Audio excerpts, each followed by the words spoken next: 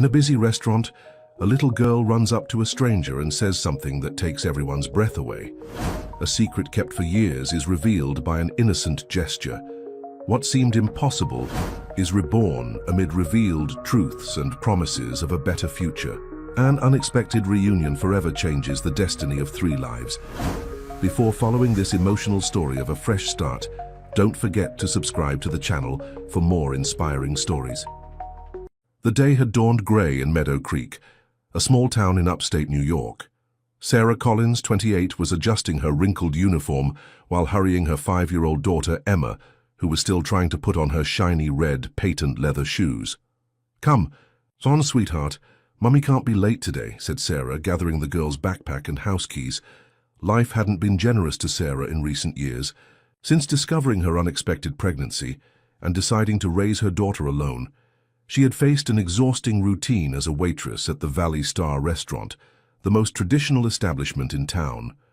Despite having a business administration degree, she had never managed to find a job in her field, and her tight salary barely covered the rent for the small apartment where they lived.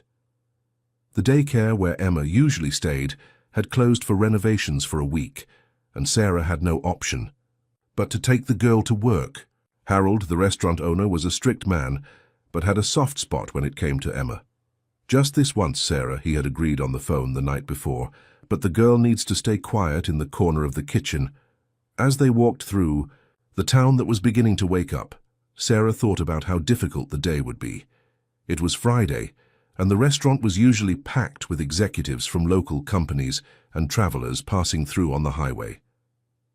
"Mommy, why can't I stay with Grandma?" asked Emma, skipping alongside her mother. "Grandma is visiting Aunt Jennifer in Chicago, remember? She'll be back next week," Sarah replied, affectionately squeezing her daughter's small hand. They arrived at the restaurant when the first rays of sunlight managed to break through the grey clouds. Sarah arranged a corner for Emma in the staff area with coloring books and some toys she had brought in her backpack. "You need to be a very well-behaved girl today, okay?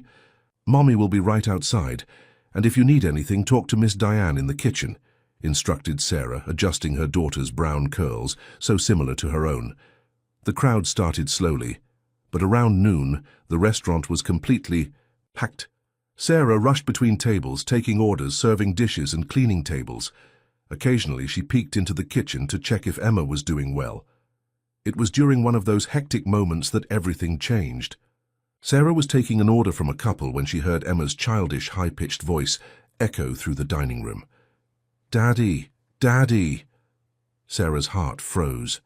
Turning slowly, she saw Emma running between the tables and throwing herself into the arms of an elegant man who had just entered the restaurant. Tall, with well-groomed dark hair and wearing an impeccably tailored suit, he seemed as surprised as everyone present. "Daddy, it's you! It's you!" Emma shouted enthusiastically, hugging the astonished man's legs. The utensils Sarah was holding fell to the floor with a metallic clatter.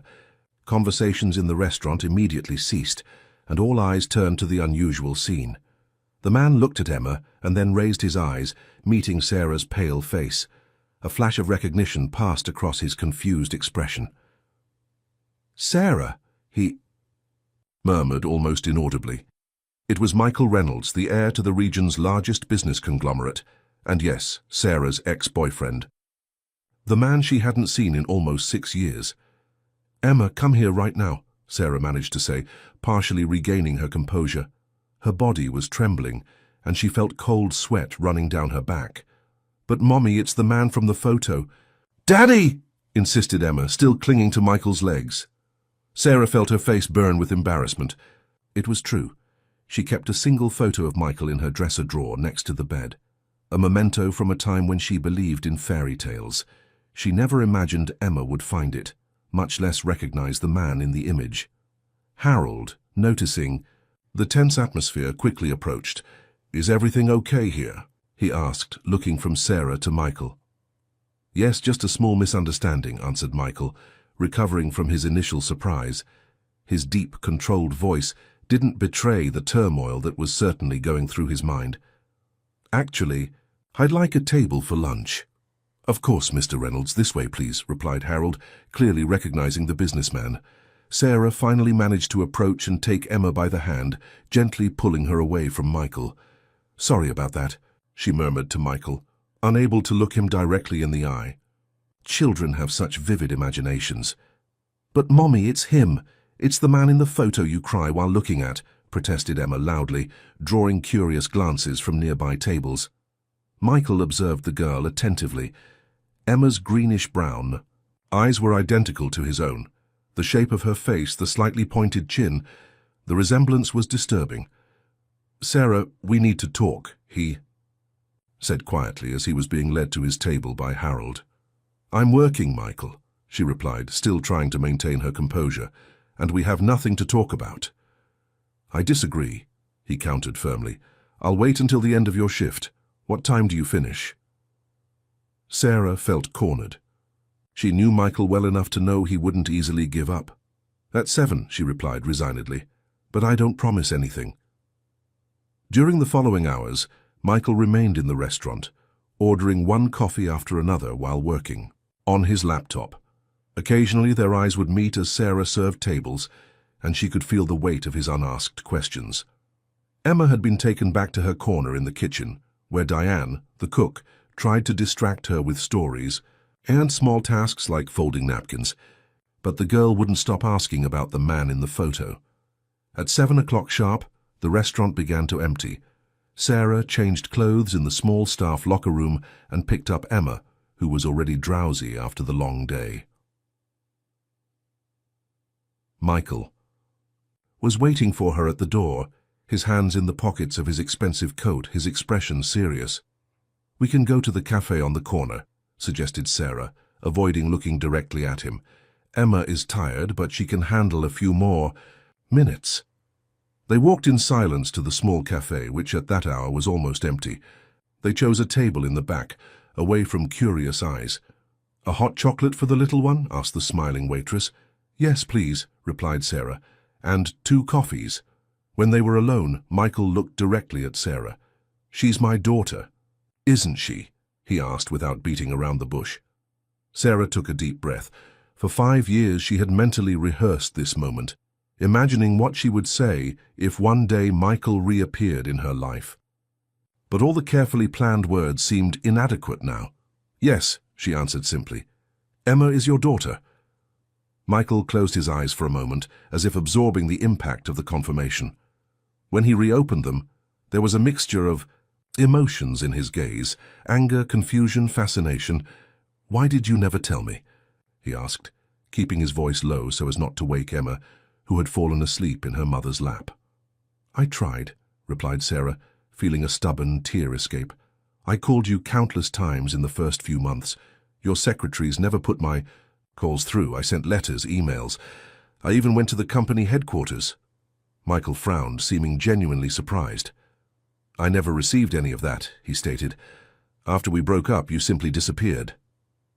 "That's not quite how it happened," Sarah countered, feeling the old hurt resurface. "You broke up with me over the phone, remember? You said your father had arranged an internship for you at the London branch, and that a long-distance relationship wouldn't work out. And when I found out I was pregnant, 2 weeks later, you had already left," she continued. "I tried in every way to let you know, but it seemed like there was an insurmountable barrier around you." Michael ran his hands over his face, visibly disturbed. "Sarah, I'm shocked. I swear I never knew about any of this. Not the calls, not the letters, much less the pregnancy." "After a few months of trying, I gave up," explained Sarah. "I concluded that you didn't want to be found, at least not by me. So I moved on and raised Emma by myself." "All this time," murmured Michael, looking at the sleeping girl. 5 years. I've lost 5 years of my daughter's life. And she lost 5 years of having a father," added Sarah bitterly. "I want to have a DNA test done," Michael suddenly declared. Sarah felt as if she had been slapped. She straightened in her chair, her face hardening. "I don't trust you, Michael." "Not after everything that happened. If you doubt my word, a DNA test is the least we can do," she replied with dignity. "But be certain, Emma is your daughter. Just look at her to see that." Michael observed Emma's sleeping face again, so similar to his own in childhood photos. "I'm not doubting you, Sarah. It's just that I need something official, you understand? I need to be absolutely certain before making decisions." "What kind of decisions?" asked Sarah, feeling a sudden fear.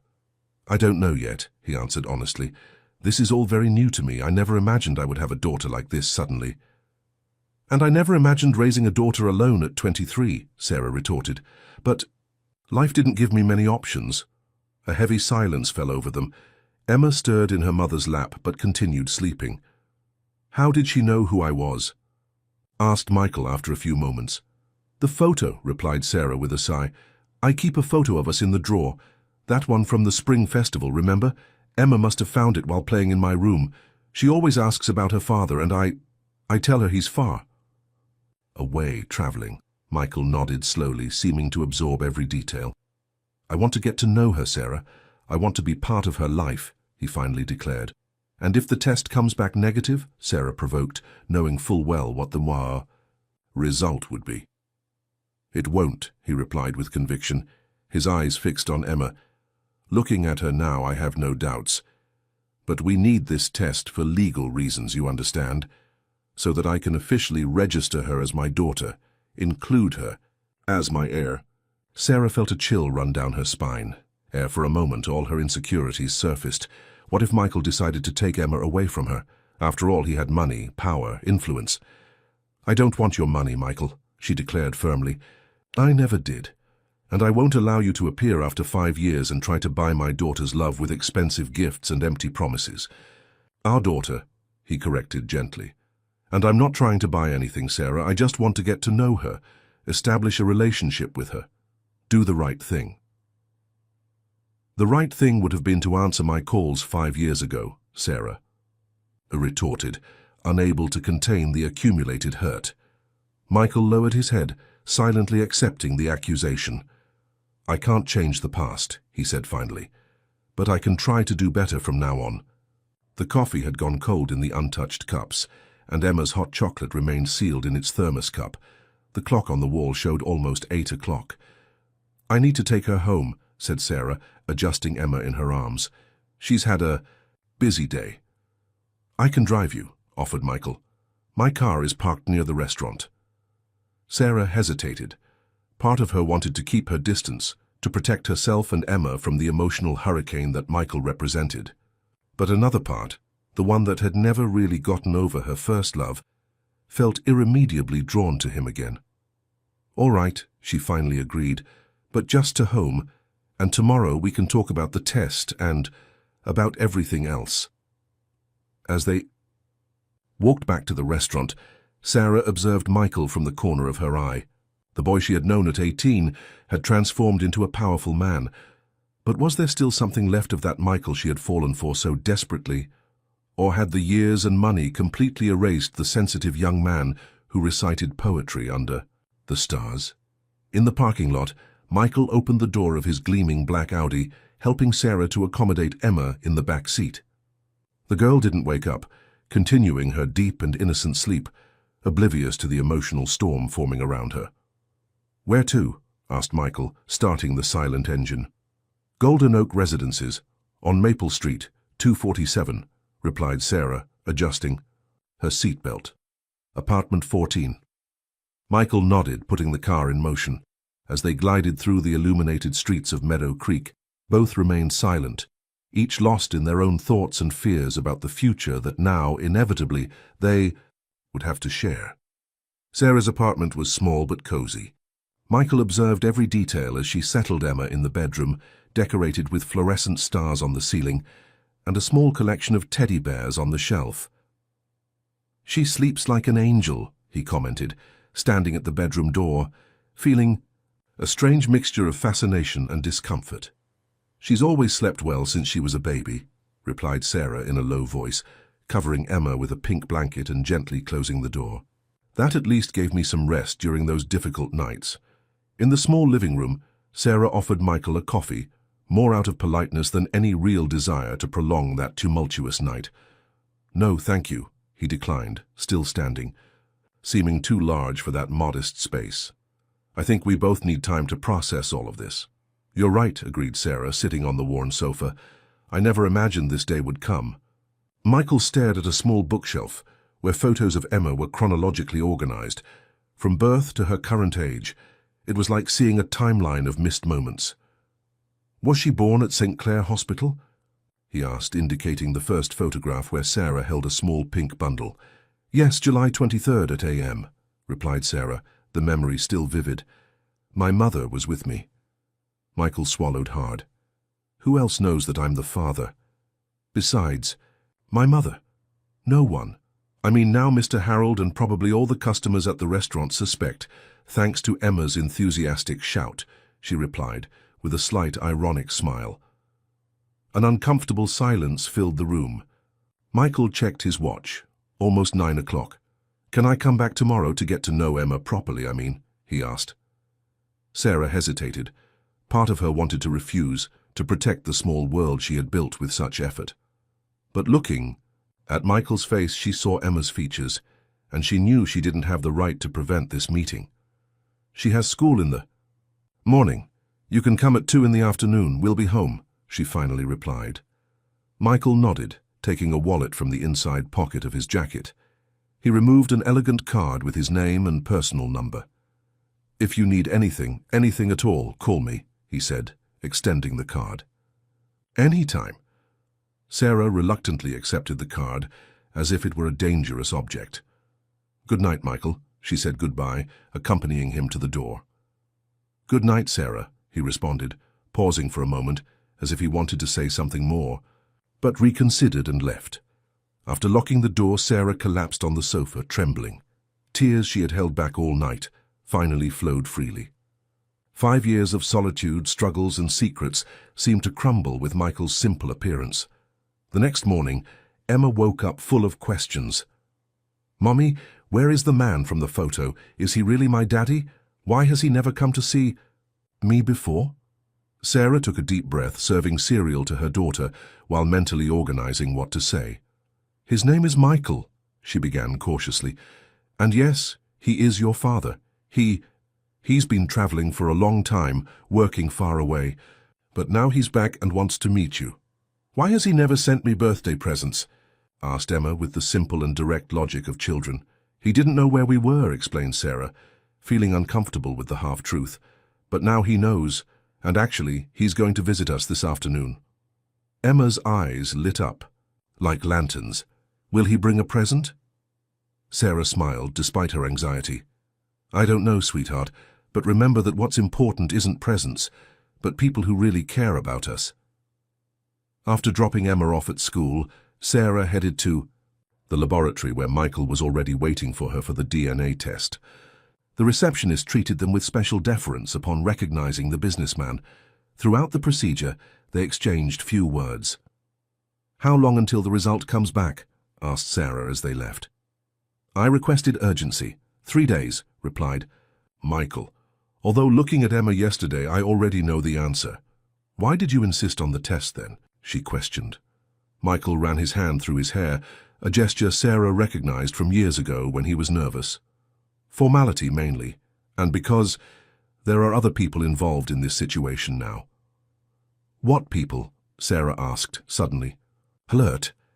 My family, the company, lawyers," he explained vaguely. "I'll still be at your apartment at 2. Sarah returned to work with her head buzzing with doubts. Harold and the other employees cast curious glances, but no one dared to ask directly about what had happened the day before. Diane, the cook, was the only one who approached during the break. "The guy from yesterday, is he really Emma's father?" she asked in a low voice as they shared a coffee. "It's complicated, Diane," replied Sarah, rubbing her temples. "But, yes, he is." "Michael Reynolds," murmured Diane, impressed. "The richest man in town. Who would have thought—" "That doesn't mean anything," Sarah cut in. "I've raised Emma by myself until now, and we don't need his money." Diane just nodded, knowing her friend's pride well. In the afternoon, Sarah picked up Emma from school and returned to the apartment with enough time to tidy up the living room and prepare a simple snack. She was nervous, repeatedly checking the clock. At 2 o'clock sharp, the doorbell rang. Emma ran to the door. "It's him, Mummy. It's Daddy." "Wait, Emma, let me open it," requested Sarah, checking through the peephole before unlocking the door.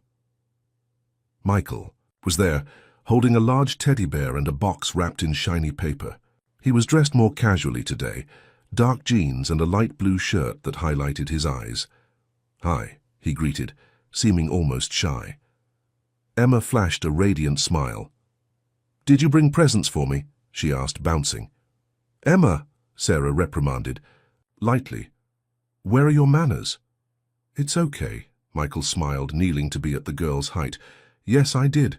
This bear was very lonely in the store, needing someone special to take care of him." Emma hugged the bear, which was almost her. What's his name?" she asked. "He doesn't have a name yet. I thought you might want to choose one." "I'll call him Mike," exclaimed Emma after a few seconds of contemplation. Sarah and Michael exchanged glances. Mike was what close friends called Michael in his adolescence. "That's a great name," approved Michael, visibly moved. Sarah invited them in, indicating the sofa, while she prepared the snack in the open kitchen. She discreetly observed as Emma showed her drawings and toys to Michael, who demonstrated a genuine interest in each enthusiastic explanation from the girl. "And this is my dinosaur Rex, and this is my doll Lily, and here is my favorite book, The Princess and the Friendly Dragon," Emma chattered. "Who reads stories to you before bed?" asked Michael, helping her organize the books she had spread out. "Mommy, every night. She does different voices for each character," Emma replied proudly. Sarah brought a tray with sandwiches, juice, and cookies. "It's nothing fancy," she commented, suddenly feeling conscious of the simplicity of the snack compared to what Michael must be used to. "It's perfect," he assured, accepting a sandwich. "Actually, I miss home-cooked food. I usually eat at restaurants or dishes prepared by my house chef." "You have a chef?" asked Emma with wide eyes. "Like in cartoons?" Michael laughed. "Something like that. But your mom's food looks much better." After the snack, Emma insisted on showing her room to Michael. Sarah accompanied them, observing the interaction with a mixture of apprehension and fascination. Seeing father and daughter together for the first time was surreal. The same gestures, the same way of tilting their heads when asking questions. "Daddy, are you going to live with us now?" Emma asked abruptly, while showing her seashell collection. The room seemed to freeze. Sarah felt her heart race. "Emma, that's not how things work," she quickly intervened.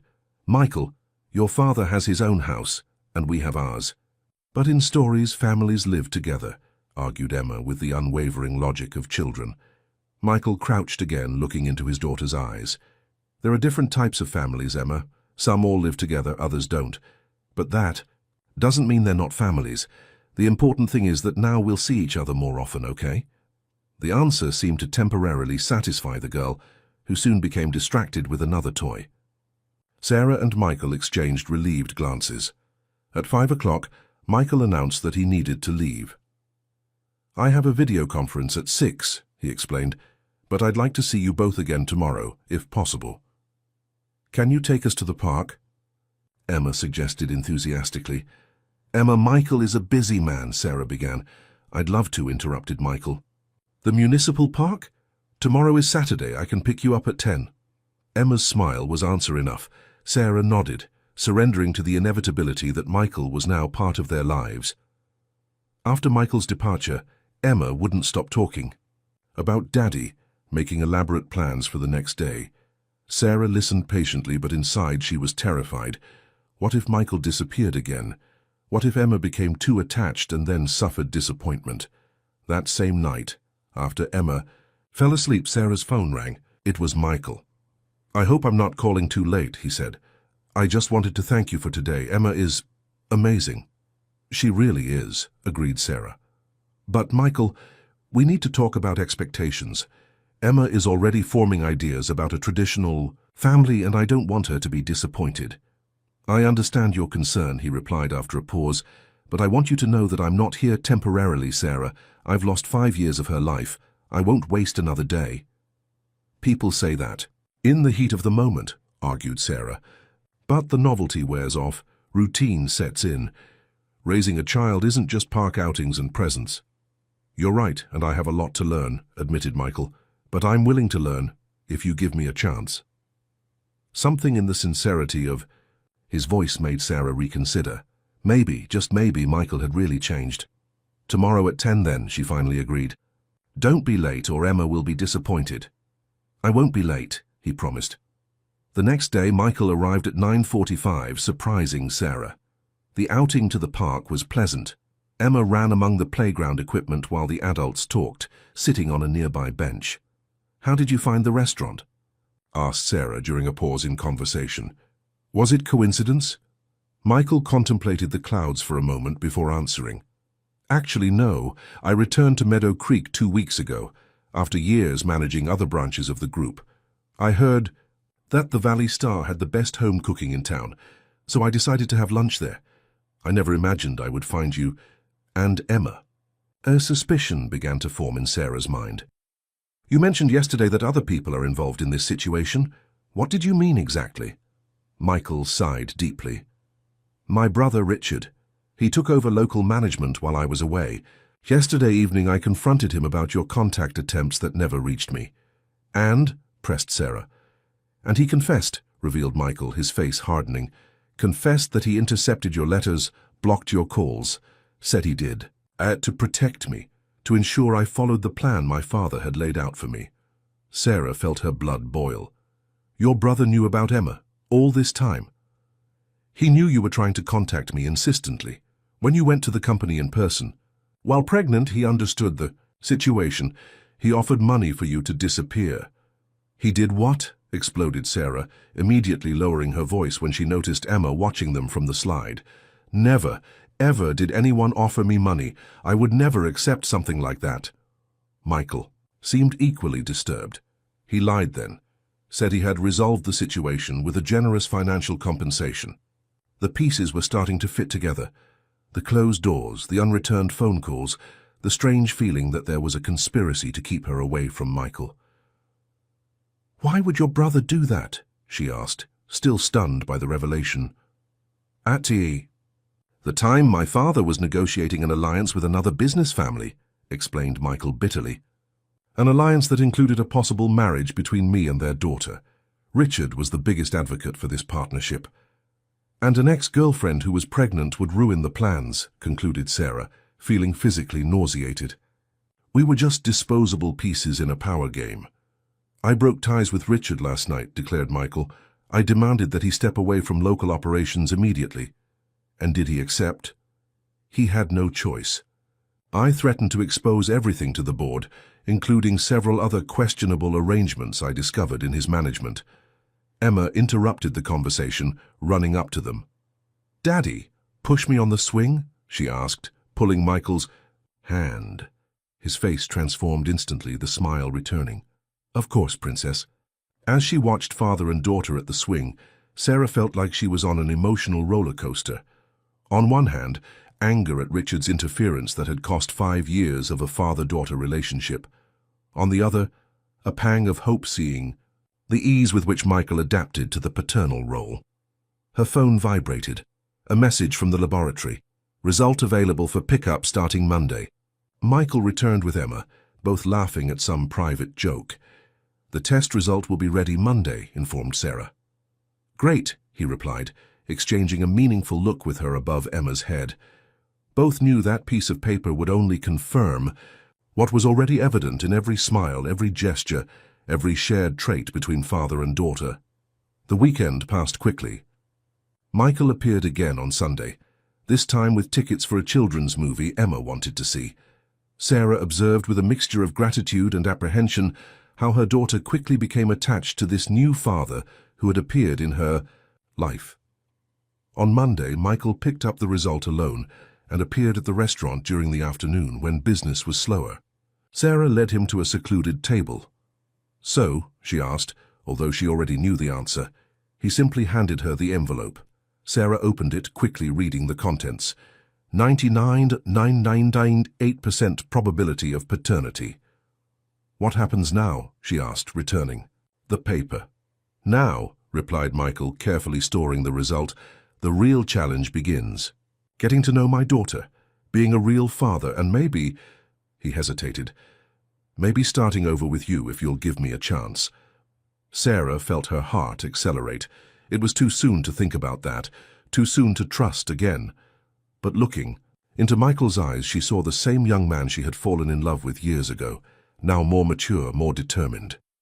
"One step at a time," she responded prudently. "First, let's focus on Emma." Michael nodded, respecting her boundaries, but the look they exchanged contained a silent promise that perhaps, just maybe, there was a future for the three of them together. What neither of them knew was that Richard Reynolds would not so easily accept being removed from power. In his luxurious office, he examined recent photographs of Sarah, Emma, and Michael in the park, taken by a private investigator. With a cold smile, he picked up the phone and dialed a number. "I need your help to solve a family problem," he said to the lawyer on the other end of the line. "I'm willing to pay whatever is necessary." In the following weeks, a new routine began to establish itself. Michael visited Emma almost daily, usually in the late afternoon after work and the girls' classes. On weekends, he took her on outings, zoo, movies, amusement park. Sarah usually accompanied them, maintaining an emotional distance she considered safe, although increasingly difficult to sustain. It was on a rainy Tuesday when Michael arrived, at the apartment with a more serious expression than usual. "I need to talk to you," he said to Sarah, while Emma watched cartoons on the small television in the living room. "In private." Sarah nodded, leading him to the kitchen. They sat at the white formica table, the rain drumming on the window like a nervous musical background. "What happened?" she asked, recognizing the tension in his shoulders. "I've filed for paternity recognition," informed Michael. "My lawyers took care of everything. It should be finalized in a few weeks." "That's good," replied Sarah cautiously. "Emma will be happy to have your name registered as her father." "There's more," he continued, running his hand through his hair. "I also requested joint custody." Sarah felt her stomach sink. This was what she had feared from the beginning, Michael using his power and money to claim rights over Emma. "Joint custody?" she repeated, trying to keep her voice controlled. "Why?" "Because I want to effectively participate in her life," replied Michael, leaning forward. "I want legal rights and responsibilities. I want to be able to take her to the doctor if necessary, authorize her for school activities, travel with her without bureaucracy." "And what about child support?" asked Sarah, crossing her arms defensively. "Is that what comes next? Are you going to throw in my face that you can give Emma a much better life than I can?" Michael seemed genuinely hurt. "It's nothing like that, Sarah. Of course I want to contribute financially, it's my duty, but I would never ever question your ability as a mother. Emma is a wonderful child, and that's to your credit." The silence hung between them, broken only by the distant sound of cartoons and the persistent rain. "You should have consulted me first," Sarah finally said. "You're right," agreed Michael, surprising her. "It was hasty of me. I can ask the lawyers to pause the process until we reach an agreement that works for all of us." Sarah observed him carefully, looking for signs of manipulation or falsehood. She found none. "What exactly are you proposing?" "To start, I'd like Emma to spend a few days a week with me. I have a room prepared for her in my house." "And where is your house?" asked Sarah, realizing she still knew so little about Michael's current life. "I bought a house in Highland Gardens Estate, about 20 minutes from here," he replied. "Actually, I'd like you both to see it. Maybe next weekend?" Sarah hesitated. Each step seemed to bring them closer to a family dynamic that she wasn't sure if she wanted or was prepared to face. "I'll think about it," she finally replied. "Regarding joint custody, we need to discuss the details carefully. Emma has never spent a night away from me." "We can take it slow," assured Michael. "Start with visits, then maybe she can sleep over occasionally, always at your pace and hers." At war, that moment, Emma appeared at the kitchen door hugging her teddy bear Mike. "What are you talking about?" she asked curiously. "Grown-up things, Princess," replied Michael with a smile. "Actually, we were talking about you visiting my house." Emma's eyes sparkled. "The house where you live? Is it a castle?" Michael laughed. "It's not exactly a castle, but it has a big garden and a swimming pool." "Swimming pool!" exclaimed Emma, jumping excitedly. "Mommy, can we go, please?" Sarah smiled, surrendering to her daughter's enthusiasm. "We can visit on Saturday," she agreed. "But just to see it, right?" "Yay!" celebrated Emma, running back to the living room to continue watching her cartoons.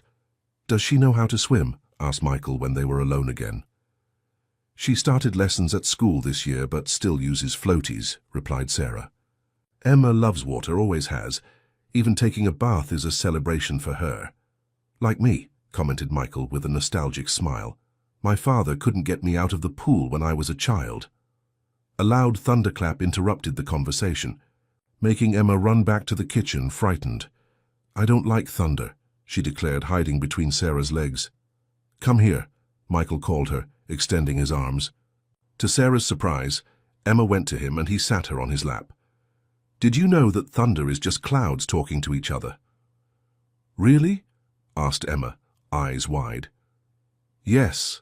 They're just saying hello to each other. They make noise because they're enormous." The fanciful explanation seemed to calm Emma, who soon returned to the living room less afraid. "You have a way with her," observed Sarah. "I've been reading some books on child development," admitted Michael, seeming almost shy. "I want to make up for lost time." The sincerity of the effort touched Sarah more than she would like to admit. On Saturday, Michael picked them up in his car. Emma chattered animatedly during the entire journey to the luxurious estate on the outskirts of town. When the electric gate opened, revealing a spacious house of modern architecture with well-maintained gardens, Sarah felt a pang of insecurity. "Is this where you live, Daddy?" asked Emma, impressed. "Alone?" "Yes, just me and Miss Marge, who takes care of the house and cooks for me," replied Michael, parking in the spacious garage. "And now, when you want to visit me." The house was elegant without being ostentatious. Large windows let in natural light. Modern furniture combined with cozy touches like soft rugs and colorful pillows. Michael led them on a brief tour, culminating in the room specially prepared for Emma. The girl was awestruck when she saw the room. The walls were a soft aqua green, with a band of stars painted on the upper part. A canopy bed, shelves with children's books and carefully selected toys, and the detail that made Emma shout with joy, a small stage with curtains, costumes hanging next to it, and a chest of costumes. "Do you like it?" asked Michael anxiously. "I remembered you said you want to be an actress when you grow up." "I love it," exclaimed Emma, running to try on the costumes. "Look, Mommy, there's a princess costume, an astronaut, a superhero." Sarah observed, divided between gratitude for her daughter's happiness and a growing discomfort. How could she compete with this? Her small apartment and the simple toys she could afford seemed insignificant now. "You thought of everything," she commented quietly to Michael. "I tried," he replied, "but I know they're just things. What Emma really needs is presence, attention. Loved her things you've always given her." The comment eased some of the tension Sarah was feeling. Perhaps Michael truly understood what was important. Marge, a middle-aged lady with a welcoming smile, served a delicious lunch on the veranda overlooking the garden and pool. Emma barely touched her food, so anxious was she to try the water. "I'm finished. Can we swim now?" she asked, showing her nearly full plate. "First, we need to eat properly and wait a bit to digest," replied Sarah automatically. "Your mother is right," supported Michael. "Besides, I have a surprise for after lunch." The surprise was a swimming. Teacher Michael had hired to give private lessons to Emma in his home pool. Sarah felt a new wave of discomfort. He hadn't consulted her about this either. "Why didn't you tell me?" she asked quietly, while Emma tried on the new swimsuit Michael had provided. "I wanted to surprise you both," he explained, seeming genuinely confused by her reaction. "Did I do something wrong?" "Michael, you can't just make decisions about Emma without consulting me. Swimming lessons are important, but we should have talked about this first." Michael frowned, processing the criticism. "You're right, I'm sorry, I'm still learning how this co-parenting thing works." "Co-parenting requires communication," emphasized Sarah, "and respect for each other's boundaries." Michael nodded, visibly embarrassed. "I'll cancel the lessons if you prefer," he offered. Sarah sighed, looking at Emma, who was returning radiant with her colorful swimsuit. "No, she's already excited, but please, Consult me before next time. The afternoon passed pleasantly, with Emma making notable progress in swimming. Sarah ended up joining them in the pool, wearing a borrowed bikini from Marge. For a few hours they seemed almost like a normal family, playing in the water, laughing together, sharing simple but significant moments. When the sun began to set, Emma was exhausted but radiant. While Michael was helping the girl change, Sarah received a call from Diane, the cook at the restaurant. "Sarah, you need to come here," said Diane, her voice tense. "Harold suffered a fainting spell and was taken to the hospital. It looks like it was the beginning of a heart attack." "My God!" exclaimed Sarah, feeling her blood run cold. "How is he?" "Stable, according to his wife, but the restaurant is in chaos. Nobody knows what to do. The customers are complaining." I'm coming," Sarah decided immediately. "I'll be there in 30 minutes. When Michael and Emma returned from changing clothes, they found Sarah already dressed and visibly worried. "What happened?"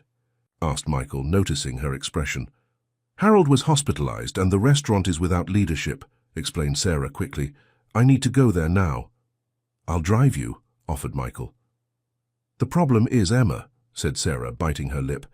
"I can't take her to the restaurant in this confusion, and I also don't have anyone to leave her with. My mother is traveling." Michael hesitated only for a second. "She can stay with me," he suggested. "We have games, movies, books. Marge will also be here." Sarah looked at Emma, who was happily playing with the new teddy bear she had received from Michael. It was the first time she considered leaving her under the exclusive care of her father. "Are you sure? You've never been alone with her?" "I'm sure," affirmed Michael confidently. "It's a good opportunity for us to spend time together, just the two of us. Besides, you don't have much choice at the moment, do you?" Sarah knew he was right. She crouched down next to Emma. "Sweetheart, Mommy needs to go solve a problem at the restaurant. Would you like to stay here with Daddy until I come back?" Emma's eyes lit up. "Can I sleep here, in my new room?" Sarah exchanged glances with Michael, who nodded reassuringly. "If Mommy needs to stay late at the restaurant, yes," he replied. "And tomorrow morning I'll take you back home." "I'll bring a change of clothes and her favorite teddy bear from the car," said Sarah, still hesitant. When she returned with Emma's belongings, she gave detailed instructions to Michael.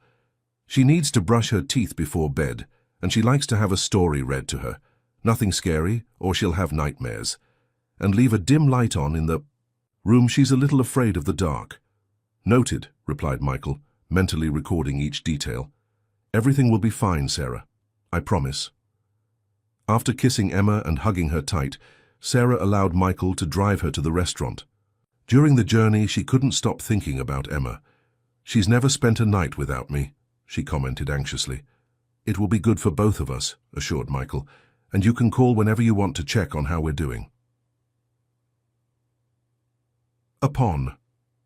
Arriving at the Valley Star, they found the chaotic environment Diane had described.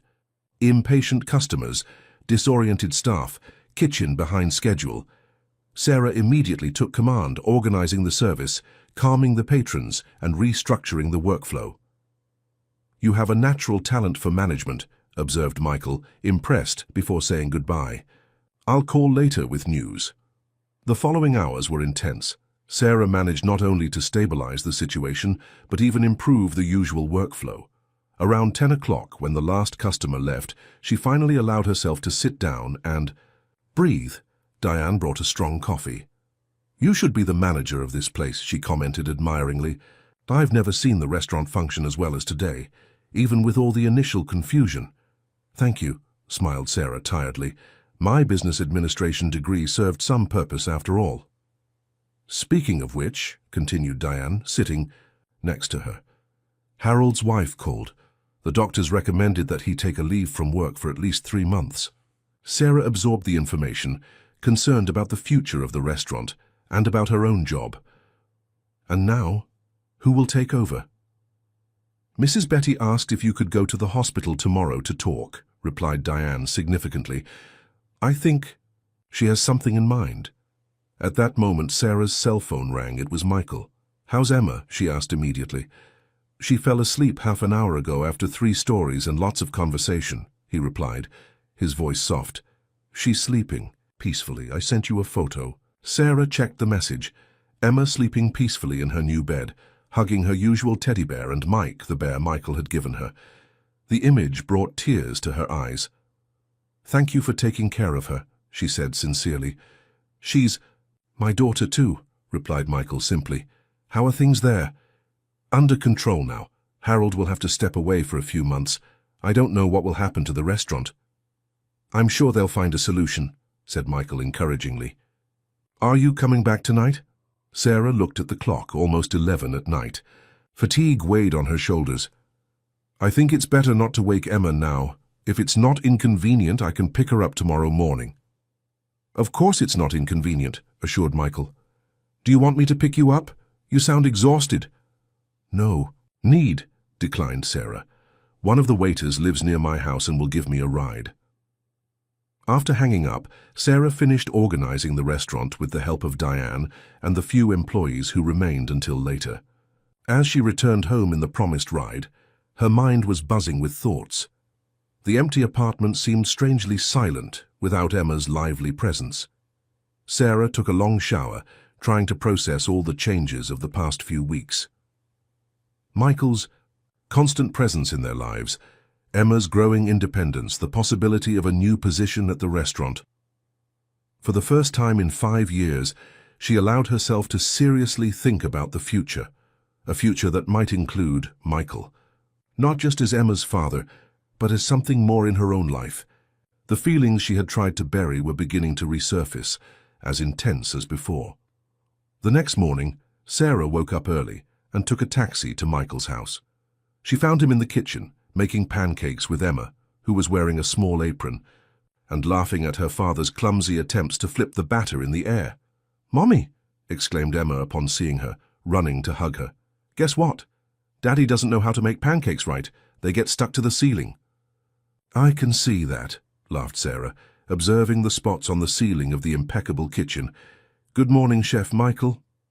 "My talents clearly aren't in cooking," he admitted with an embarrassed smile. "Marge has Sundays off, so we're improvising." Let me help," offered Sarah, approaching the stove. The 3 worked together, completing breakfast with fresh juice and fruit. Sitting at the veranda table, with the morning sun creating golden reflections in the pool, they seemed the portrait of a perfectly happy family. "Mommy, can I come sleep here again next week?" asked Emma hopefully. Sarah exchanged glances with Michael. "We'll see, sweetheart. It depends on Daddy's schedule, too." "My schedule will always have space for you two," assured Michael, his gaze communicating more than his words. After breakfast, while Emma played in the garden, Michael pulled Sarah aside for a private conversation. "I've been thinking about the restaurant," he began. "If Harold needs to step away, it might be an opportunity for you." "What do you mean?" "You have a degree in business administration. You showed yesterday that you know how to manage the place masterfully. Why not temporarily take over the management?" Sarah considered the idea. It would be quite a challenge, but also a chance to use her real skills, not just serve tables. "Maybe," she replied cautiously. "I'll talk with Mrs. Betty today at the hospital." "And what if it's more than that?" continued Michael, a strange gleam in his eyes. "What if it's a chance to fulfill that old dream of yours?" "What dream?" asked Sarah, confused. "Having your own restaurant," he replied. "You always talked about that in college, remember? Creating a welcoming place with your own gastronomic vision." Sarah felt a tightness in her chest. He remembered that dream that she herself had forgotten, buried under the weight of responsibilities and daily struggles. "That was a long time ago," she said softly. "Before Emma, before everything." "Dreams can wait, but they don't need to die," argued Michael gently. "What if the Valley Star was for sale? Would you consider buying it?" Sarah laughed bitterly. "With what money, Michael? I can barely save for Emma's college." "I could help," he offered. "An investment, not charity. You would manage, I would just be an investor partner." Sarah felt her pride rebel immediately. "I don't need your charity, Michael, nor do I want Emma to think I'm with you out of interest." Not charity, he insisted. It's believing in your potential. Besides, it would be a solid investment. You would transform that place. Before Sarah could respond, Michael's cell phone rang. Upon checking the number, his face hardened. "It's Richard," he said tensely. "Are you going to answer?" "I have to answer," decided Michael. "Sorry, this won't take long." As Michael moved away to answer the call, Sarah watched Emma playing carefree among the flowers in the garden. Michael's offer was tempting, but dangerous. Mixing business with whatever was developing between them could complicate everything. When Michael returned, he looked worried. "Any problem?" asked Sarah. "Richard is threatening to contest my recent decisions in the company board," he replied, running his hand through his hair. "He said I've been acting emotionally since I discovered about Emma." "Can he do that?" "He can try. Our father divided the shareholding control between us before retiring. Richard has significant influence." Sarah felt a chill of apprehension. "Did he mention Emma?" Michael hesitated, confirming Sarah's fears. "What did he say exactly?" she insisted. "That he will protect the family's interests from any delayed paternity trap," replied Michael, clearly embarrassed to repeat his brother's words. Sarah paled. "He thinks I set all this up? That I waited 5 years to trap you?" "Richard sees conspiracies everywhere," said Michael, trying to calm her. "Don't worry, I'll resolve this." "How?" asked Sarah, suddenly alarmed. "What can he do against us?" "Nothing effective," assured Michael. "We have the DNA test. We have proof of your attempt to contact me years ago. Richard has no way to legally contest that Emma is my daughter." But Sarah knew powerful men and their tactics well. Richard might not have legal power, but he certainly had influence and resources to cause problems. "I want Emma kept away from all this," she declared firmly. "I don't want her involved in family or business disputes." "I absolutely agree," assured Michael. "I'll keep you both protected. I promise." As they gathered Emma's things to leave, Sarah couldn't shake the feeling that something was about to happen. The simple happiness of the morning had been replaced by growing anxiety. On the way back to the apartment, Emma chattered animatedly about everything she had done with her father the night before, the games they played, the stories he told, the plans they made for future visits. Sarah smiled and responded appropriately, but her mind was distant, worried about Richard's veiled threats and Michael's tempting offer about the restaurant.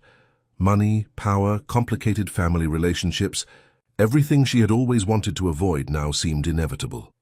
As he dropped them off at home, Michael kissed Emma's forehead and in an unexpected gesture gently kissed Sarah's cheek. "Thank you for the weekend," he said softly, "for trusting me with Emma."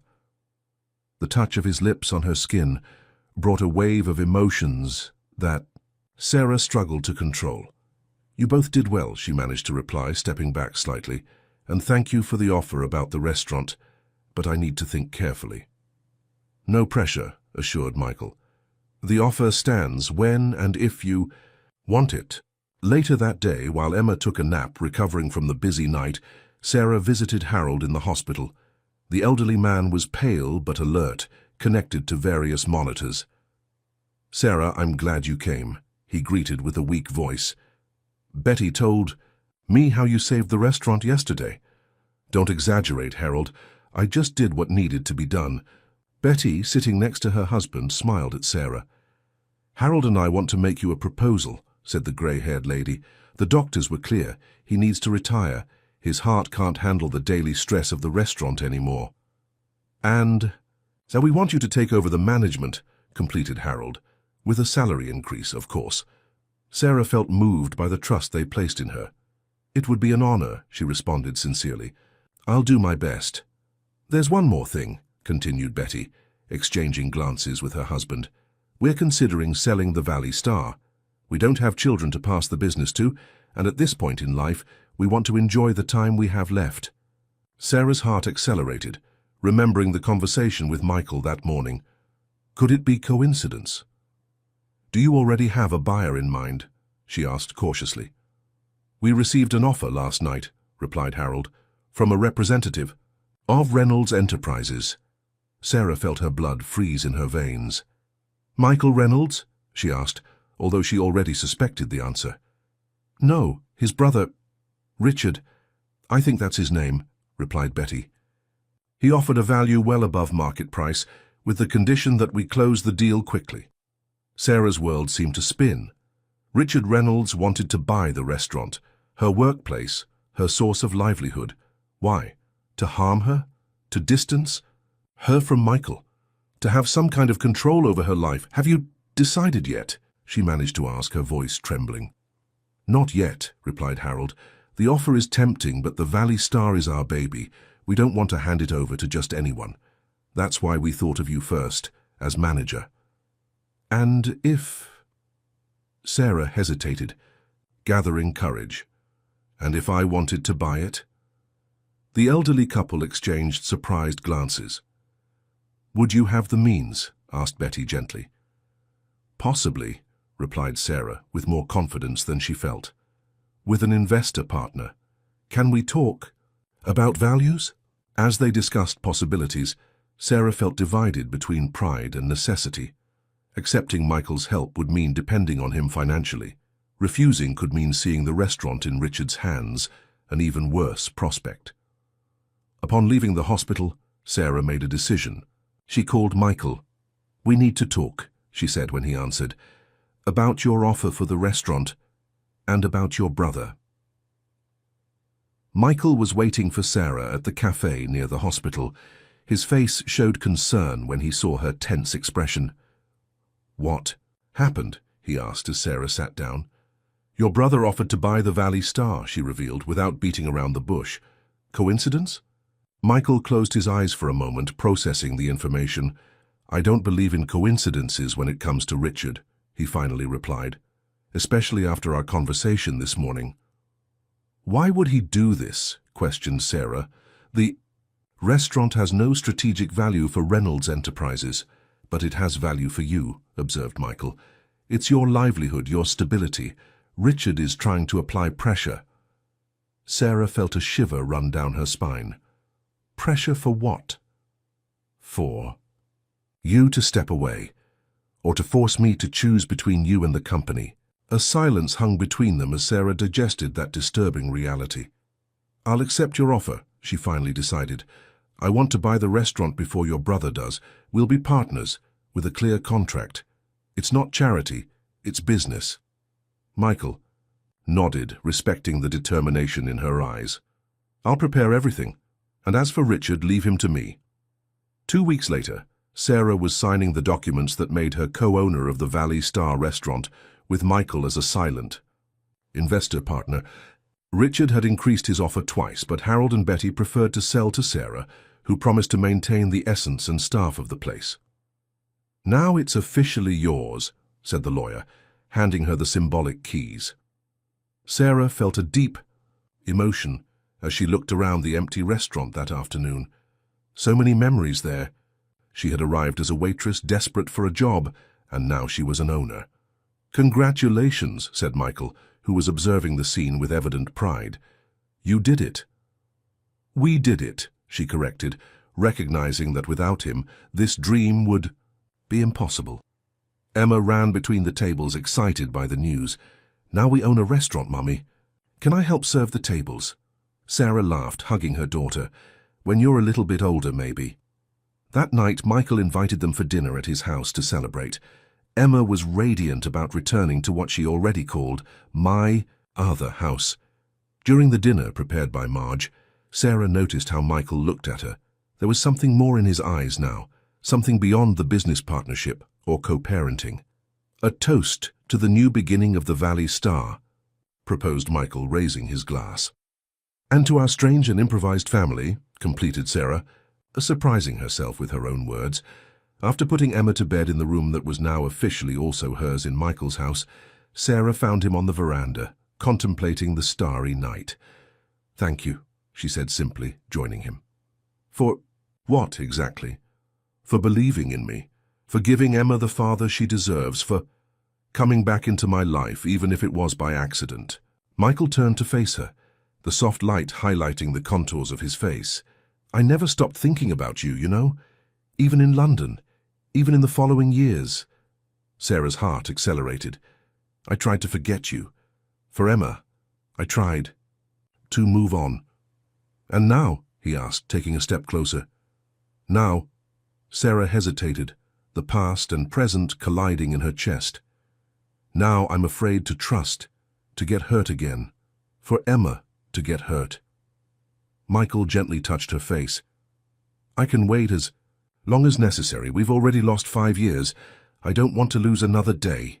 When their lips met, it was as if time had gone backward and forward simultaneously, the familiarity of an old love with the depth of two people who had matured separately. The reopening of the Valley Star, a month later, was a resounding success. Sarah had renewed the menu, keeping the classics but introducing new options. The decoration was more modern, but preserved the welcoming charm that had always characterized the establishment. It's perfect, commented Diane, now the restaurant's official chef. Harold would be proud. Indeed, the former owner had attended the opening, moved to see his legacy continued with such respect and innovation. Michael kept his promise to be just an investor partner, leaving all operational decisions in Sarah's hands. Emma spent more and more time with her father, often sleeping at his house 2 or 3 times a week, always with Sarah nearby. The relationship between Sarah and Michael evolved slowly, built on the foundation of rebuilt trust and love. That had never really disappeared. For Emma, it was as if a dream was coming true, having her parents together, like in the stories she loved so much. But not everything was rosy. Richard Reynolds had temporarily withdrawn from the battlefield, but Sarah knew he was just waiting for the right moment to retaliate. The disputes at the company had intensified, with Michael often returning from board meetings visibly stressed. He's questioning every decision I make, Michael vented one night after Emma had fallen asleep, using my unstable personal life as an argument to remove me from important projects. I feel like this is my fault, confessed Sarah. It's not, Michael firmly assured. Richard has always wanted total control. Emma and you are just the pretext of the moment. The tension reached its peak when Richard unexpectedly appeared at the restaurant during a busy dinner. Impeccably dressed, he chose a central table and observed everything with critical eyes. Sarah felt a chill down her spine when she recognized him. The same aristocratic face as Michael, but with a calculating coldness in his gaze. Taking a deep breath, she approached to serve him personally. Welcome to the Valley Star, Mr. Reynolds, she greeted professionally. It's an honor to have you. Richard smiled without warmth. Miss Collins, or should I say, Madam Proprietor, my congratulations on your rapid progress. The condescending tone made Sarah's blood boil, but she maintained her composure. Thank you. What would you like to order tonight? Throughout the meal, Richard asked seemingly innocent questions about the restaurant, the necessary investment, the partnership with Michael. Sarah responded with studied politeness, aware that each word could be used against her later. At the end, when she brought the bill, Richard surprised her. You know, Sarah, may I call you that? I admire entrepreneurial women. I have a proposal for you. What kind of proposal? She asked cautiously. I want to buy Michael's share in this restaurant. I'll pay double what he invested. Sarah felt as if she had been slapped. Why? She managed to ask. Let's say it would be healthier for everyone if you and my brother maintained a strictly personal relationship without financial complications, replied Richard smoothly. Think of it as a way to protect your relationship, or as a way to control me, Sarah countered, unable to contain herself. Richard's smile disappeared. Think what you want. My offer has been made. You have a week to decide. After his departure, Sarah needed a few minutes to compose herself before calling Michael. When he arrived 20 minutes later, he found her still trembling with anger in the back office. He's trying to divide us, concluded Michael after hearing her account. Typical of Richard, finding weak points and exploiting them. What do we do? Asked Sarah. Michael took her hands in his. We face it together. We won't let him define our terms, neither in business nor in personal life. That night, when they returned home, Sarah's apartment where Michael spent more and more time, they found Emma asleep under the babysitter's care. Looking at their daughter, Sarah felt a renewed determination. "I won't allow Richard or anyone else to threaten what we've built," she declared in a low voice. "Neither will I," agreed Michael, embracing her from behind as they watched Emma sleep. "Tomorrow we'll go to my lawyer's office. It's time to confront my brother on his own ground." "What do you have in mind?" "The truth," replied Michael simply. "It's time the company board knows exactly who Richard Reynolds is and what he did to keep us apart for 5 years." The morning was clear when Sarah and Michael arrived at the imposing Reynolds Enterprises building. Emma had stayed with Diane, who promptly offered to take care of the girl after hearing about the imminent confrontation. "Are you sure about this?" asked Sarah, nervously tightening her grip on the folder with documents she was carrying. "Absolutely," replied Michael, his determination evident in his tense jaw. "It's time to end Richard's game." Michael's lawyer, Dr. Martins, was waiting for them in the lobby. He was a middle-aged man with sharp eyes that conveyed confidence. "All the board members are present," he informed, "including your father." "My father?" Michael stopped, surprised. "He rarely attends meetings since he retired." "Richard summoned him specially," explained the lawyer. "Apparently, your brother is planning something big." Sarah felt a chill of apprehension. The presence of the family patriarch complicated everything. Although she had never met Michael's father, she knew that Robert Reynolds was known for his inflexible temperament and traditional values.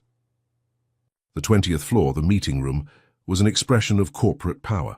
Fine wood, genuine leather, panoramic view of the city. 10 people occupied the large oval table, Richard at the head, next to an older man that Sarah immediately recognized as Robert Reynolds, the same intense green eyes as Michael and Emma. "Ah, finally," exclaimed Richard with false cordiality. "My brother and his companion." Michael ignored the provocation, greeting each board member individually before approaching his father. "Father, this is Sarah Collins," he introduced formally. Robert Reynolds studied Sarah for a few tense seconds. "So you're my granddaughter's mother," he finally said, his voice deep and controlled. "Yes, sir," replied Sarah, maintaining her posture straight despite her nervousness. "Well, let's begin," interrupted Richard, indicating the seats. "I've convened this extraordinary meeting to address urgent issues about the group's leadership." For the next hour, Richard presented a series of well-constructed arguments about the emotionally compromised decisions that Michael had been making. He cited the investment in the restaurant as an example of inappropriate mixing of personal life and business, and suggested that Michael should temporarily step away from executive command. When he finally finished, silence hung in the room. Michael exchanged glances with his lawyer before calmly standing up. "Before responding to the accusations, I'd like to distribute some documents," he announced, as Dr. Martins handed folders to each board member. "What is this?" questioned Richard, visibly tense. "Evidence," replied Michael simply, "of fraud, undue interference, and possible embezzlement." The board members began to leaf through the documents with growing interest. "In the first pages, you'll find copies of the letters that Sarah sent me 5 years ago informing me of her pregnancy," explained Michael. "Letters I never received because they were intercepted. In the following pages, there are phone records proving the numerous blocked calls." Richard visibly paled. "This is ridiculous. They can't prove—" "We can, actually," interrupted Dr. Martins, pointing to a certain document. "The sworn statement from your former secretary, confirming your express orders to block any contact from Miss Collins." Robert Reynolds was leafing through the documents with an increasingly grave expression. "There's more," continued Michael. "In the last pages, you'll find significant discrepancies in transactions approved by Richard in the last 3 years. Funds intended for external consultants that coincidentally have connections to offshore accounts linked to my brother." Richard's face alternated between paleness and redness. "This is an absurd conspiracy," he vociferated, standing up. "Father, you can't believe this." Robert Reynolds remained silent, continuing to methodically analyze each document. "Ladies and gentlemen of the board," Michael proceeded with a firm voice, "I don't bring this evidence out of personal revenge. I bring it because the integrity of this company, built by generations of our family, is at risk." Sarah observed everything with her heart racing admiring Michael's composure in the face of such tension. Finally, Robert Reynolds closed the folder and looked directly at Richard. "Did you know about my granddaughter 5 years ago?" he asked with a dangerously calm voice. Richard hesitated, calculating his response. "Father, I was protecting the family's interests. That woman appeared out of nowhere, pregnant, clearly seeking money."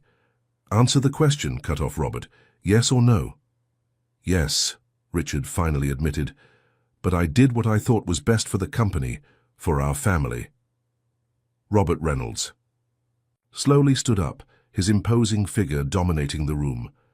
"In 50 years of business, I never allowed financial matters to override family," he declared gravely. "A company can be rebuilt. A lost family is irretrievable." Turning to Michael, his countenance softened slightly. "I want to meet my granddaughter," he said simply. "She would love to meet you," replied Michael, visibly moved. "As for you," Robert turned to Richard, "you are temporarily removed from your executive functions until these accusations are fully investigated." "Father," protested Richard desperately, "you're choosing a stranger and a child you barely know over your own son." "I'm choosing integrity," replied Robert severely. "And apparently, the only stranger to the family in this room is you, who failed to understand our fundamental values." The meeting was adjourned shortly afterward, with the board voting unanimously for Richard's temporary removal and for the formation of an internal investigation committee. As the board members withdrew, Robert Reynolds approached Sarah. "I would like to invite you, along with my granddaughter, for dinner at my house this Sunday," he said formally, "if that's agreeable to you." "We would be honored," replied Sarah, surprising herself with her own calmness. When they finally left the building, Sarah felt as if she had just emerged from a storm. Michael held her hand as they walked to the "Kershaw, you were amazing in there," she complimented. "Calm, firm, convincing." "I was terrified," he confessed with a slight smile, "but having you by my side gave me strength." The following months brought significant changes for everyone. The investigation proved Richard's irregularities, and he was permanently removed from management, although he retained his shares as part of the agreement to avoid criminal prosecution. The Valley Star restaurant thrived under Sarah's management, becoming one of the most sought-after establishments in town. Emma flourished, dividing her time between her mother's apartment, which now seemed too small, and her father's house. Robert Reynolds, to everyone's surprise, revealed himself to be a devoted grandfather, frequently appearing with educational gifts and family stories. Emma adored him, especially when he took her to visit his farm on weekends. On a warm spring evening, while Emma slept after a busy day, Michael and Sarah sat on his veranda, sharing a bottle of wine and talking about the future.